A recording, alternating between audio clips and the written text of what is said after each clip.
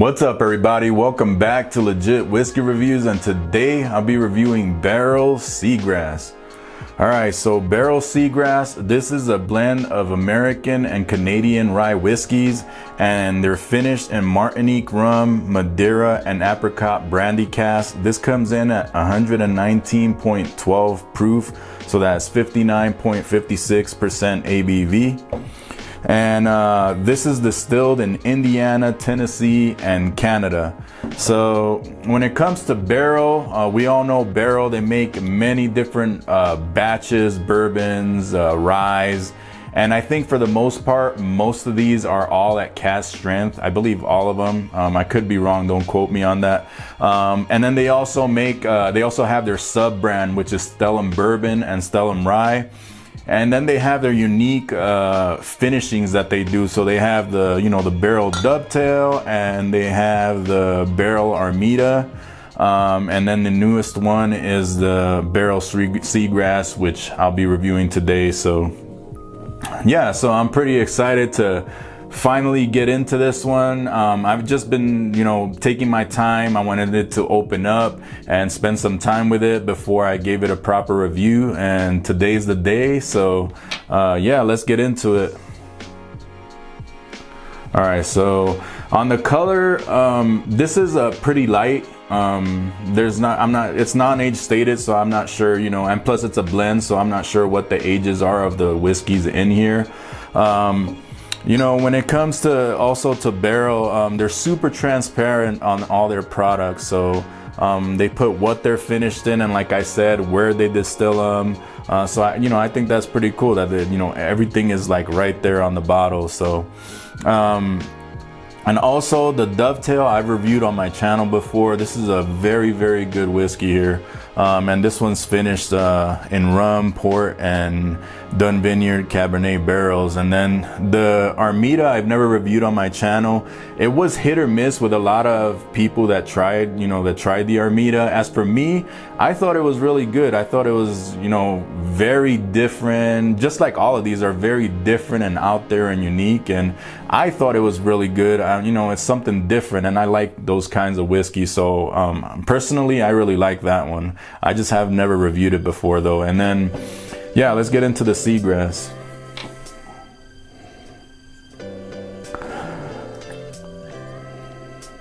So on the nose, this is a rye. You're smelling a rye because you get those rye notes. I get a lot of rye spice. There's some mint in here.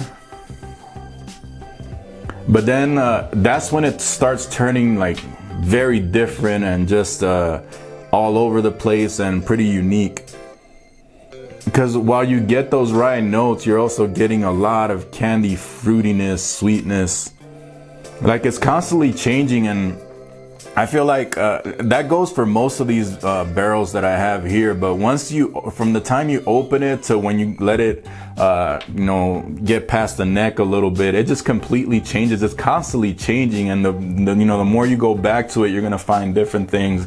And this Barrell Seagrass is no different. Just even sitting here in the glass is just like changing. But the one constant is that rye spice and the mint note it's there. You're drinking a rye and you're smelling a rye. But then there's like this this layer of like sweetness and fruitiness coming through. So I'm getting caramel, and then I'm getting like a little bit of like pineapple, but then it turns into like strawberry. And then you do get some like peach and apricot. It's just like constantly changing in the nose. So yeah, this is like all over the place. It's just hard to pinpoint one note because, like I said, it's just like constantly evolving and changing on the nose. But let's try it real quick on the palate. This is the first pour of the day, so I just got to kind of acclimate to it. Cheers.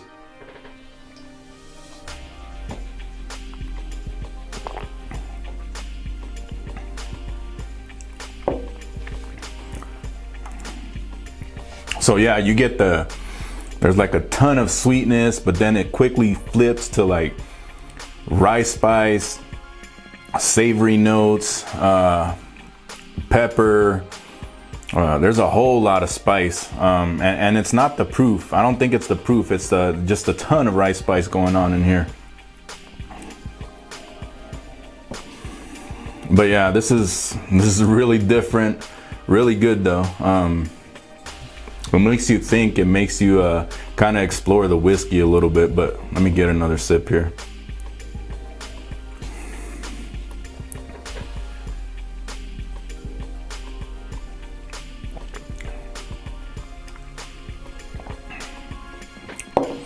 So I think this is a whiskey. Most people are gonna enjoy this, but I feel like some people will probably have to be in the mood for this, because like I said, while it has the sweetness, it has a ton of fruit in it, there's also that element of the rye, that heavy rice spice that just lingers on, just a long finish too. So I just feel like when it comes to this one, it's not for everybody, in the sense that, you know, somebody that's not used to a rye whiskey, they might be turned off, even though it is very sweet and fruity, because like I said, it just has a lot of rye notes in there.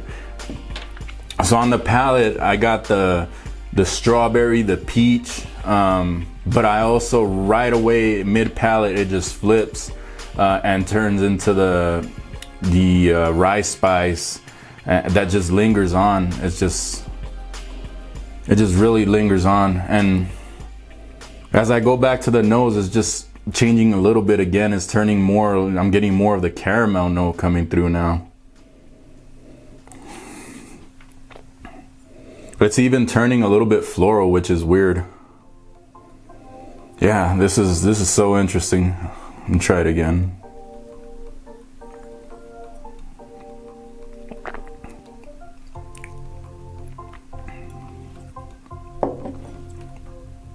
The more I'm sipping on it now, I feel like the rice spice is starting to take over on the palate.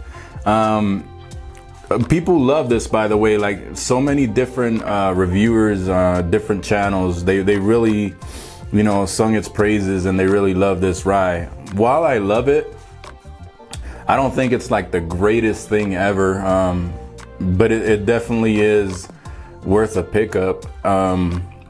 There's a lot going on here. It's super complex, but if you're like a traditionalist and you like your Maryland ryes or your Kentucky ryes, this is nowhere, I mean, in a sense it is, but it's kind of like nowhere near like if you're used to like the classic rye, because there's so much sweetness, there's so much fruitiness coming through. And as far as availability also, I'm not sure like how available this is everywhere. I think it's in like probably most states. I think it's 45 out of 50 states probably. But I'm not sure like anymore, since this has been out for a little while. I think this came out in March or April of last year. So it has been out a little while. So I'm not sure like what the availability is now if you're searching for it now. But yeah, this is definitely enjoyable. This is definitely a whiskey that's gonna make you think and make you kind of take your time with it and explore, because it's gonna constantly change. Even while you pour it in the glass and just let it sit there, give it a good 15 minutes, it is gonna change. And the more it gets low, you know, midway through the bottle, it is gonna change, and you don't know how it's gonna change. Usually for the better though. They're constantly evolving, changing. So I really enjoy this, and I don't think it's like the greatest rye ever. I don't think it's like the, you know, the end all be all, but it is definitely good, and it's definitely a top 5 rye for me. I just don't think it's like I said, I don't think it's like the greatest thing ever, but it is very good, super enjoyable. And I like that it's constantly changing and evolving and just makes you think a lot. So as far as my final score, I'm gonna give this an A. It's super solid. If you come across it, pick it up, especially if you love ryes, because you're not gonna be disappointed. And I think you're gonna love the extra sweetness and fruitiness that comes out on the nose and the palate, and the way it's just constantly changing. That's the biggest thing that I pick up out of this one, is just like how much it changes in the glass, and also the amount of rice spice and pepper that comes through, and mintiness that comes through on the back end of the palate and on the nose. So if you guys like my content, remember to smash that like button, remember to subscribe, and keep it legit, and do it for the love of whiskey. Cheers.